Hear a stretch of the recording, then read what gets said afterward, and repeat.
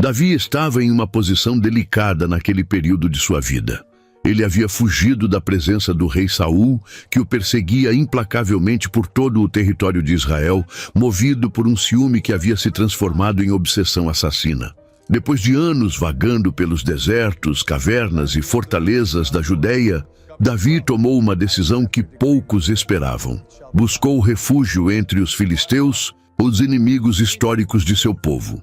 Ele se apresentou diante de Aquis, rei de Gate, e recebeu dele a cidade de Ziclag como território para habitar com seus 600 guerreiros e suas famílias. Era um arranjo complexo, onde Davi precisava manter a confiança de Aquis, enquanto evitava atrair completamente seu próprio povo. Durante 1 ano e 4 meses, ele viveu nessa corda bamba diplomática, realizando incursões contra povos inimigos de Israel, mas reportando a Aquis como se estivesse atacando vilas judaicas. Quando os filisteus decidiram reunir seus exércitos para uma grande batalha contra Israel em Jezreel, Davi se viu em um dilema moral profundo. Aquis esperava que ele e seus homens marchassem ao lado dos filisteus contra Saul e o exército israelita. No livro de 1 Samuel, capítulo 29, versículos de 1 a 11, vemos que Davi realmente se preparou para ir à guerra. Mas os comandantes filisteus desconfiaram dele e exigiram que Aquis o mandasse de volta. O rei de Gate, embora confiasse em Davi, não teve escolha senão dispensá-lo. Assim, enquanto os exércitos filisteus seguiram rumo ao norte para enfrentar Israel, Davi e seus 600 guerreiros iniciaram a longa jornada de volta para Ziclag. Eles caminharam por 3 dias completos pelo território árido, desconhecendo que durante sua ausência, uma calamidade havia caído sobre tudo o que amavam. A ironia dessa situação não pode passar despercebida. Davi havia sido poupado de ter que lutar contra seu próprio povo, algo que certamente teria destruído sua reputação e qualquer chance futura de reinar sobre Israel.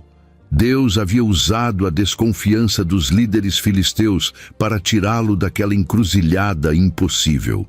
Mas agora, enquanto marchava de volta pensando ter escapado de um problema, ele estava prestes a enfrentar outro tipo de provação, talvez ainda mais dolorosa.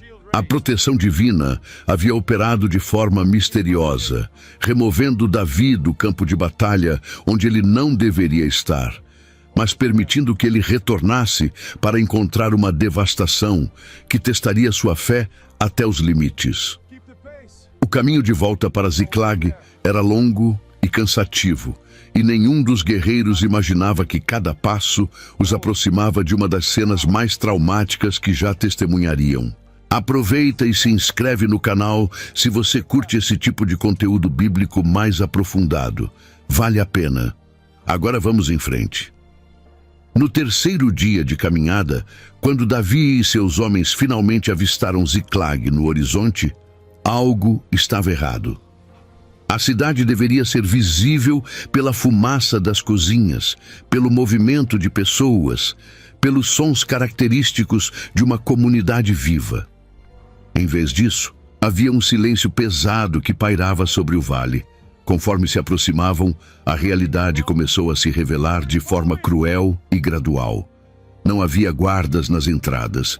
Não havia crianças brincando nos arredores. Não havia mulheres lavando roupas nos poços. O que deveria ser um retorno ao lar após dias de marcha forçada estava se transformando em algo completamente diferente, algo que nenhum deles estava preparado para enfrentar. A ansiedade começou a crescer entre os guerreiros que aceleraram o passo, quase correndo em direção à cidade. Quando finalmente entraram em Ziclag, o cenário era de absoluta destruição. A cidade havia sido incendiada. As casas estavam reduzidas a escombros fumegantes, as estruturas de madeira tinham desabado, os celeiros estavam vazios. O gado havia desaparecido, mas o que causou verdadeiro pânico foi a ausência completa de pessoas. Não havia corpos, o que inicialmente poderia parecer um alívio, mas na verdade tornava tudo mais angustiante. Suas esposas não estavam ali. Seus filhos não estavam ali. Seus pais idosos que viviam com eles não estavam ali. No livro de 1 Samuel, capítulo 30, versículo 3, lemos que quando Davi e seus homens chegaram à cidade, encontraram-na queimada a fogo, e suas mulheres, seus filhos e suas filhas tinham sido levados cativos. A cidade estava vazia, mas não havia sinais de massacre. Isso significava apenas uma coisa: todos haviam sido capturados e levados embora. Os guerreiros começaram a se dispersar desesperadamente pelos destroços, procurando por qualquer sinal, qualquer pista, qualquer esperança. Cada homem corria para onde costumava ser sua casa, cavando entre os escombros ainda quentes, gritando os nomes de suas esposas e filhos. Davi encontrou as ruínas de sua própria residência e descobriu que suas duas esposas, Ainoã, a Jezreelita, e Abigail, que havia sido esposa de Nabal, o carmelita, também estavam entre os cativos. Não havia mensagem deixada para trás. Não havia corpos para enterrar. Não havia nada além de cinzas, silêncio e a terrível certeza de que as pessoas que mais amavam estavam em algum lugar desconhecido, nas mãos de saqueadores sem rosto. O choque inicial começava a dar lugar a uma dor mais profunda, mais visceral, que logo se transformaria em algo ainda mais perigoso. O que aconteceu em seguida foi algo raro de se ver entre homens de guerra. Esses eram guerreiros endurecidos por anos de batalhas, homens que haviam enfrentado leões, ursos, gigantes e exércitos inteiros. Eram os valentes de Davi, conhecidos por sua coragem e resistência. Mas naquele momento, em meio às ruínas de Ziclag, algo dentro dele se rompeu. O texto sagrado registra no livro de 1 Samuel, capítulo 30, versículo 4, que Davi e o povo que estava com ele levantaram a voz e choraram, até que não havia mais força neles para chorar. Não foi um choro silencioso ou contido. Foi um lamento coletivo, profundo, visceral, que ecoou pelas ruínas da cidade. Homens que raramente demonstravam emoção, agora soluçavam sem controle, caindo de joelhos, rasgando suas vestes, cobrindo suas cabeças com cinzas. Esse choro não era apenas pela perda material, embora tudo o que possuíam tivesse sido destruído ou roubado. Era um choro pela impotência. Eles eram guerreiros treinados, mas não haviam estado ali para proteger suas famílias. Era um choro pelo medo do desconhecido. Eles não sabiam se suas esposas e filhos ainda estavam vivos, onde estavam sendo levados, que tipo de tratamento estavam recebendo. Era um choro pela culpa. Muitos deles se perguntavam se aquilo não era consequência de terem deixado suas famílias desprotegidas enquanto seguiam Davi em suas campanhas. Era um choro que acumulava anos de tensão, fugindo de Saul, vivendo em território inimigo, sempre em alerta, sempre em movimento. Aquele momento de catarse coletiva revelava a humanidade por trás da armadura desses homens. A Bíblia diz que eles choraram até não haver mais força para chorar.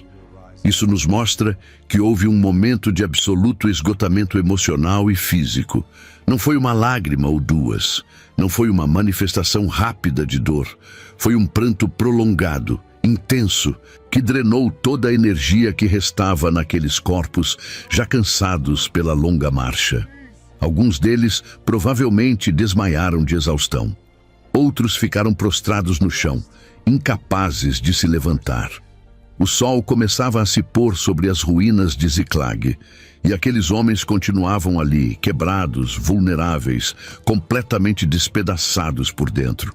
Mas algo estava prestes a mudar na atmosfera daquele lugar. O lamento estava começando a se transformar em outra coisa, algo mais sombrio e perigoso. A dor estava dando lugar à raiva, e essa raiva precisava de um alvo. Conforme as horas passavam e a dor começava a se transformar em amargor, os guerreiros de Davi começaram a procurar alguém para culpar. A lógica emocional deles era clara, embora profundamente injusta. Eles estavam ali por causa de Davi. Haviam deixado suas casas em Israel para segui-lo quando ele fugiu de Saul. Tinham aceitado viver em território filisteu porque Davi decidiu buscar refúgio entre os inimigos. Estavam voltando de uma campanha militar que Davi os havia levado, e agora suas famílias haviam desaparecido.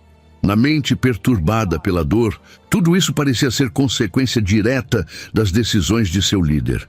O murmúrio começou baixo, mas foi crescendo. Grupos pequenos de homens conversavam entre si, as vozes se tornando mais altas, mais acusatórias, mais ameaçadoras.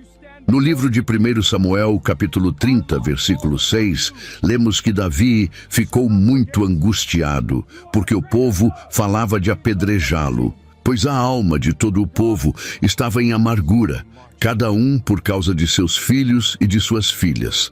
A ameaça não era vazia ou simbólica. Apedrejamento era uma forma real de execução, prevista na lei mosaica para casos específicos e também usada em momentos de fúria coletiva. Davi havia visto isso acontecer antes. Ele sabia que multidões em desespero podiam se tornar violentas e irracionais. O que tornava a situação ainda mais dolorosa era que esses não eram estranhos ou inimigos. Eram homens que haviam lutado ao seu lado por anos. Eram amigos que haviam compartilhado pão com ele. Eram guerreiros que haviam jurado lealdade. E agora, em seu momento de maior dor, eles se voltavam contra ele. Davi podia ver nos olhos deles a transformação acontecendo. A tristeza dando lugar à raiva. A raiva buscando um alvo. E ele era o alvo mais óbvio. Alguns já pegavam pedras do chão. Outros se aproximavam dele com expressões de pura hostilidade. A multidão estava prestes a se tornar uma turba assassina. Davi estava sozinho naquele momento de uma forma que talvez nunca havia experimentado antes. Quando fugiu de Saul, ainda tinha o apoio de seus homens. Quando enfrentou Golias, tinha o exército de Israel testemunhando sua coragem. Quando foi perseguido no deserto, tinha companheiros leais. Mas agora, estava completamente isolado. Seus próprios guerreiros queriam matá-lo. Suas esposas haviam sido capturadas. Não havia para onde correr, nenhum aliado a quem recorrer, nenhum refúgio disponível. Se ele tentasse fugir, seria caçado e apedrejado.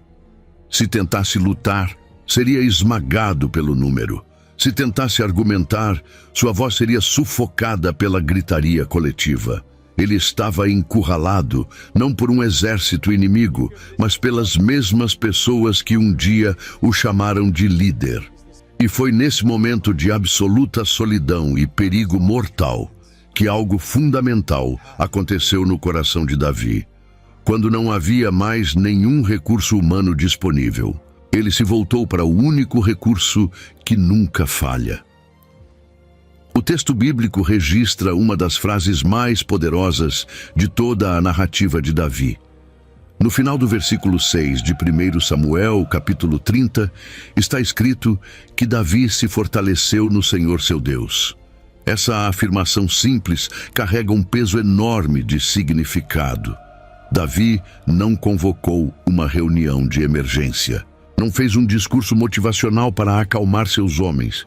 Não tentou se defender das acusações ou negociar sua segurança. Em vez disso, ele se voltou para dentro, ou melhor, se voltou para cima. Ele buscou força em Deus. Não sabemos exatamente o que aconteceu naquele momento. Talvez ele tenha se afastado um pouco da multidão enfurecida e tenha orado em silêncio. Talvez tenha relembrado todas as vezes que Deus o havia livrado no passado. Talvez tenha chorado diante do Senhor, derramando sua angústia e encontrando consolo na presença divina. O que sabemos é que algo mudou dentro dele. Esse ato de se fortalecer no Senhor não era passividade ou fuga da realidade. Era exatamente o oposto. Era a decisão consciente de buscar recursos espirituais, quando todos os recursos naturais haviam se esgotado. Davi conhecia a Deus de forma íntima. Ele havia passado anos como pastor, sozinho com suas ovelhas, desenvolvendo uma vida de adoração e comunhão com o Criador. Ele havia escrito salmos que revelavam a profundidade de seu relacionamento com Deus. Ele sabia que quando tudo mais falhava, quando todos os homens o abandonavam, quando as circunstâncias pareciam impossíveis, ainda havia um refúgio seguro. O Deus que o havia ungido através do profeta Samuel, quando era apenas um jovem pastor. O Deus que o capacitou a derrotar o gigante Golias. O Deus que o havia guardado das lanças de Saul e das perseguições intermináveis. Esse mesmo Deus estava ali, naquele momento de caos total, esperando que Davi se voltasse para ele. E quando Davi se fortaleceu no Senhor, algo tangível aconteceu. Não foi apenas um sentimento subjetivo de paz ou conforto. Foi uma renovação real de coragem, sabedoria e determinação. Foi como se uma coluna vertebral de aço tivesse sido colocada dentro dele. Seus ombros, que estavam curvados pelo peso da tragédia e da ameaça, se endireitaram novamente. Seus olhos, que estavam nublados pelas lágrimas e pelo desespero, recuperaram o foco. Sua voz, que havia sido levantada em lamento, agora estava pronta para dar ordens novamente.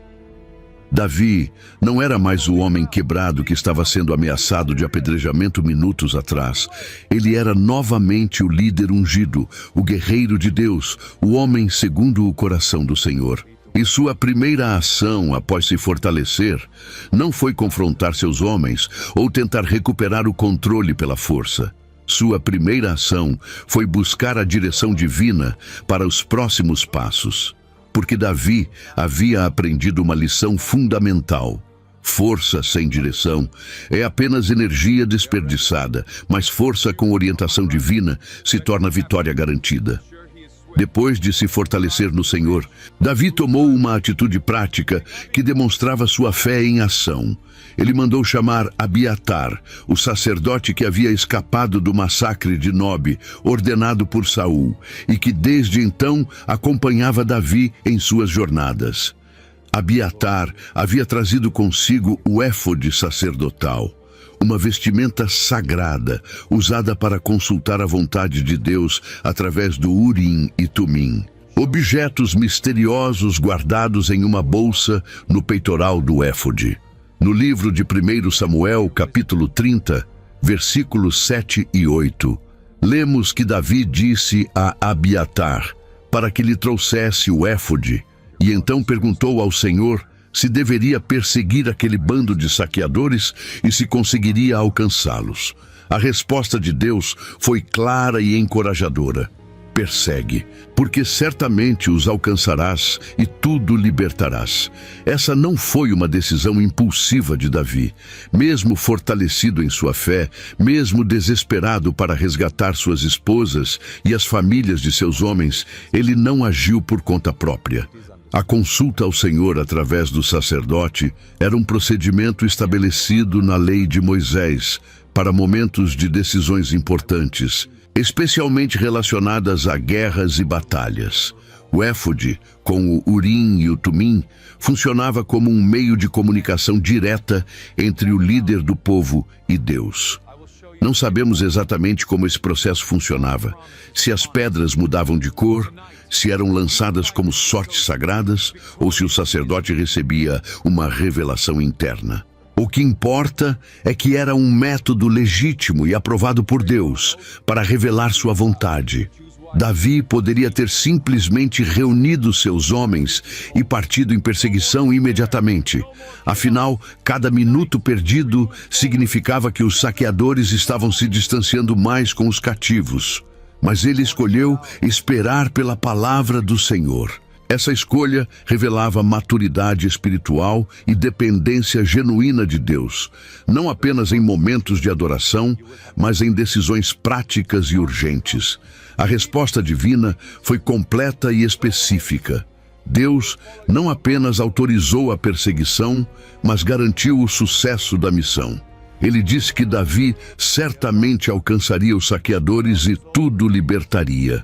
Essa promessa tinha um peso enorme. Significava que as famílias ainda estavam vivas. Significava que era possível alcançá-los, apesar da vantagem temporal que tinham. Significava que a batalha seria vencida, mesmo sem saber quantos inimigos enfrentariam. Significava que haveria recuperação total, não parcial. Quando Davi recebeu essa palavra, ele teve algo concreto para apresentar aos seus homens. Não era mais apenas a opinião ou intuição de um líder. Era a promessa direta de Deus, e isso mudou completamente a atmosfera entre os guerreiros.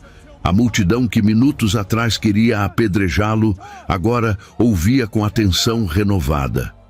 A raiva começou a ser canalizada não contra Davi, mas contra os verdadeiros responsáveis pela tragédia. A desesperança começou a dar lugar à expectativa. E quando Davi deu a ordem de marcha, 600 homens se levantaram, pegaram suas armas e se prepararam para sair em perseguição. A palavra de Deus havia transformado uma turba desesperada em um exército determinado.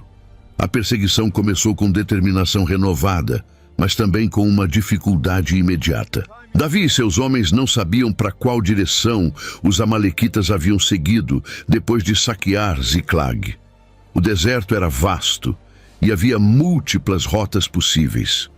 Eles poderiam seguir para o sul em direção ao território amalequita tradicional, para o leste em direção aos vales mais profundos, ou mesmo dispersar em grupos menores carregando os cativos e os despojos.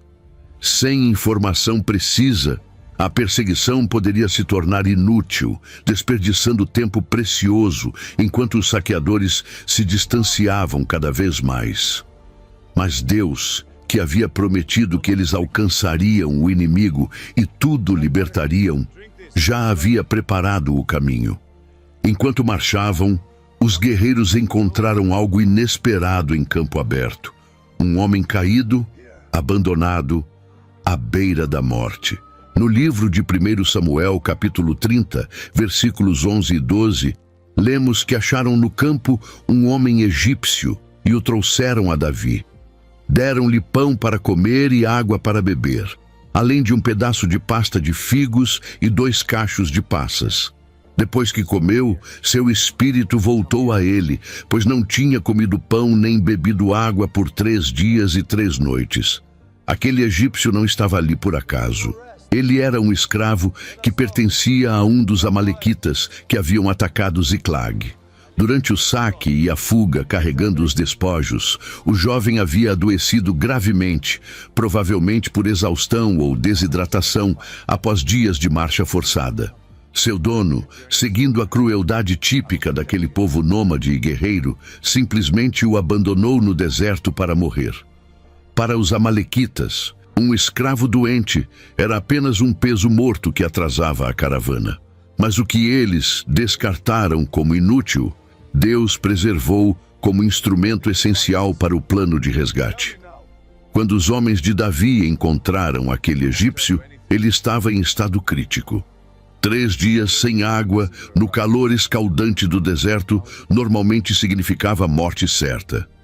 Mas ele ainda respirava, ainda tinha vida suficiente para ser recuperado. Os guerreiros demonstraram compaixão imediata, algo notável, considerando que estavam em uma missão urgente. Eles pararam, deram-lhe água primeiro para reidratar seu corpo, depois pão para restaurar suas forças e ainda alimentos mais nutritivos como figos secos e passas, que forneciam energia rápida. Depois que o egípcio recuperou consciência e forças suficientes para falar, Davi começou a interrogá-lo. A conversa que se seguiu revelou informações cruciais. O jovem escravo confirmou que pertencia a um amalequita e que havia participado do ataque. Ele revelou que o bando não havia atacado apenas Ziclag, mas também havia invadido o sul dos Quereteus, o território de Judá, e o sul de Caleb, queimando Ziclag com fogo. Quando Davi perguntou se ele poderia guiá-los até aquele bando de saqueadores, o egípcio fez uma condição inteligente registrada no versículo 15 do mesmo capítulo. Jura-me por Deus que não me matarás, nem me entregarás nas mãos do meu senhor, e eu te levarei a esse bando. Ele sabia que sua vida dependia daquela negociação. Davi jurou, e o egípcio se tornou o guia que eles desesperadamente precisavam. O que parecia ser apenas um encontro fortuito no deserto era, na verdade, a providência divina em ação. Deus não apenas havia prometido que eles alcançariam os saqueadores, mas também havia providenciado o meio exato pelo qual isso aconteceria. O homem que os amalequitas abandonaram para morrer se tornaria o instrumento de sua própria derrota. Com o guia egípcio mostrando o caminho, o exército de Davi avançou com renovada urgência através do deserto. A marcha era brutal. Eles já haviam caminhado 3 dias completos desde a região de Afec até Ziclag. Depois passaram horas lidando com a devastação da cidade e a crise emocional que se seguiu. E agora estavam em uma perseguição forçada através de terreno difícil. O cansaço começava a cobrar seu preço nos corpos daqueles guerreiros. Quando chegaram ao ribeiro de Besor, uma linha divisória natural na região, 200 homens simplesmente não conseguiram continuar. No livro de 1 Samuel, capítulo 30, versículo 10, lemos que Davi os perseguiu, ele e 400 homens, pois 200 ficaram atrás, que estavam cansados demais para atravessar o ribeiro de Besor. Não era covardia ou falta de vontade. Era pura exaustão física. Seus corpos haviam atingido o limite absoluto da resistência humana. Davi tomou uma decisão sábia naquele momento. Ele não forçou aqueles 200 homens a continuar além de sua capacidade. Não os repreendeu por fraqueza. Não questionou sua coragem ou lealdade. Ele simplesmente os deixou ali no ribeiro de Besor, junto com as bagagens e suprimentos, para que pudessem descansar e recuperar forças. Alguns líderes teriam visto isso como deserção ou fracasso, mas Davi entendia as limitações humanas. Ele sabia que homens exaustos além da conta se tornam mais um problema do que uma solução em batalha. Soldados que mal conseguem ficar em pé não lutam efetivamente. Então, os 400 que ainda tinham condições de prosseguir continuaram a marcha, enquanto os 200 ficaram para trás. Essa divisão não era ideal, mas era necessária. E seria importante lembrar desse momento depois, quando chegasse a hora de dividir os despojos da vitória prometida por Deus. O grupo reduzido seguiu em frente, guiado pelo egípcio que conhecia exatamente o caminho que os amalequitas haviam tomado. A cada quilômetro percorrido, Davi e seus homens sabiam que estavam se aproximando do confronto. Não sabiam quantos inimigos enfrentariam. Não sabiam se encontrariam um acampamento organizado ou um grupo disperso. Não sabiam em que condições encontrariam seus familiares, mas tinham a promessa de Deus ecoando em seus corações. Certamente os alcançarás e tudo libertarás. Essa promessa os mantinha em movimento apesar da exaustão, da incerteza e do medo. Eles haviam saído de Ziclag como homens quebrados, prontos para matar seu próprio líder. Agora marchavam como um exército unificado sob uma missão divina. A dor ainda estava ali, mas havia sido transformada em combustível para a determinação. O desespero ainda estava presente, mas havia sido canalizado em propósito claro. E conforme continuavam avançando através do deserto, guiados por um escravo abandonado, que Deus preservou especificamente para aquele momento, eles estavam prestes a testemunhar o cumprimento exato da palavra que o Senhor havia dado através do sacerdote Abiatar. Quando finalmente chegaram ao local onde os amalequitas estavam acampados, o cenário que Davi e seus 400 guerreiros encontraram era simultaneamente encorajador e perigoso. No livro de 1 Samuel, capítulo 30, versículo 16, está escrito que quando o guia egípcio os levou até lá, os amalequitas estavam espalhados por toda aquela terra, comendo, bebendo e festejando por causa de todo aquele grande despojo que tinham tomado da terra dos filisteus e da terra de Judá. Os saqueadores estavam completamente desprevenidos. Não havia guardas postados. Não havia formação defensiva organizada. Eles estavam celebrando sua vitória, embriagados pelo vinho e pela sensação de segurança que vem de estarem em território familiar, cercados por despojos abundantes. Provavelmente acreditavam que ninguém os perseguiria, especialmente porque Davi e seus homens deveriam estar marchando com os exércitos filisteus contra Israel. A arrogância e o descuido dos amalequitas seriam sua ruína. Davi não perdeu tempo. Ele tinha vantagem tática total. Elemento surpresa, inimigos desorganizados e embriagados, e a promessa divina de vitória. O ataque começou ao crepúsculo e se estendeu até a tarde do dia seguinte, conforme registrado no versículo 17. Não foi uma batalha rápida. Foi um combate prolongado, meticuloso, onde os guerreiros de Davi caçaram os amalequitas dispersos pelo acampamento.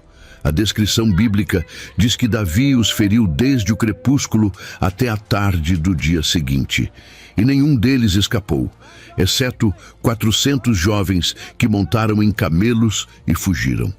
A eficiência mortal daquela operação revela homens lutando com motivação suprema.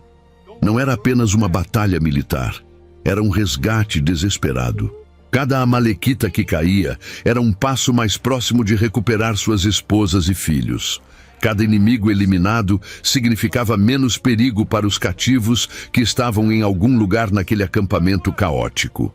Durante toda aquela batalha que se estendeu por mais de 24 horas, os guerreiros de Davi não apenas lutavam contra os amalequitas, mas também buscavam freneticamente por seus familiares entre as tendas, os rebanhos capturados e a multidão de cativos. A cena deve ter sido de absoluto caos. Homens gritando nomes de esposas e filhos, o choque dos reencontros em meio ao combate ainda em andamento. Mulheres e crianças sendo protegidas enquanto a luta continuava em outras partes do acampamento. O texto sagrado não nos dá todos os detalhes desses momentos, mas podemos imaginar a mistura de terror, esperança e alívio que deve ter dominado tanto os guerreiros quanto os cativos. As mulheres de Ziclag haviam passado dias sem saber se seriam mortas, vendidas como escravas ou algo pior. As crianças haviam testemunhado a destruição de sua cidade e a captura de suas mães. E agora, em meio ao caos de uma batalha noturna, elas viam seus maridos e pais transformados em libertadores ferozes, destruindo sistematicamente seus captores e cumprindo a promessa divina palavra por palavra. Quando a batalha finalmente terminou e o último amalequita havia sido morto ou fugido, Davi e seus homens fizeram um inventário completo do que havia sido recuperado. O resultado superou todas as expectativas. No livro de 1 Samuel, capítulo 30, versículos 18 e 19, lemos que Davi libertou tudo o que os amalequitas tinham tomado e tirou suas 2 mulheres. E nada lhes faltou, nem pequeno nem grande, nem filhos nem filhas, nem despojo, nem coisa alguma que lhes tivessem tomado. Davi recuperou tudo. Essa afirmação é absolutamente extraordinária quando consideramos o contexto. Estamos falando de um grupo nômade de saqueadores que havia atacado múltiplas regiões, capturado centenas de pessoas, roubado rebanhos inteiros, incendiado cidades. E ainda assim, nada se perdeu. Nenhuma criança havia sido vendida a mercadores de escravos. Nenhuma mulher havia sido levada para outro destino. Nenhum animal havia sido abatido ou negociado. Tudo estava exatamente onde Deus havia prometido que estaria, aguardando a recuperação completa. Mas a providência divina não parou por aí. Além de recuperar tudo o que havia sido tomado de Ziclag, Davi e seus homens também tomaram todo o despojo que os amalequitas haviam acumulado de outras incursões. O versículo 20 registra que Davi também tomou todos os rebanhos e o gado, que levaram adiante do outro gado, dizendo: "Este é o despojo de Davi." Isso significava que eles não apenas recuperaram suas próprias posses, mas ganharam muito mais além. Os rebanhos dos amalequitas, os despojos que eles haviam roubado de outras regiões, tudo isso agora pertencia a Davi e seus homens. A palavra de Deus não havia prometido apenas recuperação, mas libertação total, e isso incluía também justiça e compensação. O povo que havia vivido de roubar outros agora tinha suas próprias riquezas tomadas. Aqueles que haviam causado dor e destruição por gerações agora pagavam o preço definitivo. Quando o exército vitorioso voltou para onde os 200 homens haviam ficado no ribeiro de Besor, surgiu uma tensão inesperada. Alguns dos 400 que haviam lutado na batalha, descritos no versículo 22 como homens malvados e sem valor, disseram que aqueles que não foram com eles não deveriam receber parte do despojo recuperado, apenas suas esposas e filhos. Eles argumentavam que quem não lutou não merecia compartilhar da vitória. Mas Davi imediatamente rejeitou essa mentalidade divisiva. Ele estabeleceu um princípio que seria seguido em Israel dali em diante. O que fica cuidando da bagagem recebe a mesma parte de quem desce à batalha. No versículo 24, ele declarou que todos deveriam repartir igualmente. Essa não era apenas uma decisão generosa, mas um reconhecimento de que a vitória pertencia a Deus, não aos homens. Os 200 não haviam ficado para trás por covardia, mas por limitação física. E Davi entendia que uma comunidade funciona quando todos reconhecem a contribuição de cada um, mesmo que alguns estejam na linha de frente e outros na retaguarda. A história termina com Davi demonstrando sabedoria política e generosidade estratégica. Quando chegou de volta a Ziclague, ele enviou partes do despojo para os anciãos de Judá, seus amigos, dizendo no versículo 26: "Eis aqui um presente para vós do despojo dos inimigos do Senhor." Ele distribuiu presentes para várias cidades de Judá que haviam sido amigas e apoiadoras durante seus anos de fuga. Essa generosidade não era apenas gratidão, mas também investimento no futuro. Davi sabia que Saul não viveria para sempre. E quando chegasse o momento de assumir o trono de Israel, ele precisaria do apoio das tribos, especialmente de Judá. O despojo tomado dos amalequitas se tornou um instrumento para fortalecer alianças e demonstrar que Davi era um líder que se importava com seu povo. O homem que dias atrás estava prestes a ser apedrejado por seus próprios guerreiros, que havia chorado até não ter mais forças, que havia se fortalecido no Senhor em seu momento mais sombrio, agora era novamente o líder ungido, vitorioso, generoso, com suas famílias restauradas e seu futuro como rei de Israel cada vez mais próximo. Deus havia cumprido sua promessa com precisão absoluta. Eles alcançaram os saqueadores e tudo libertaram, exatamente como havia sido dito através do sacerdote Abiatar, naquela tarde de desespero nas ruínas de Ziclague. A jornada de Davi até Ziclague nos lembra que os momentos mais sombrios podem anteceder as vitórias mais completas.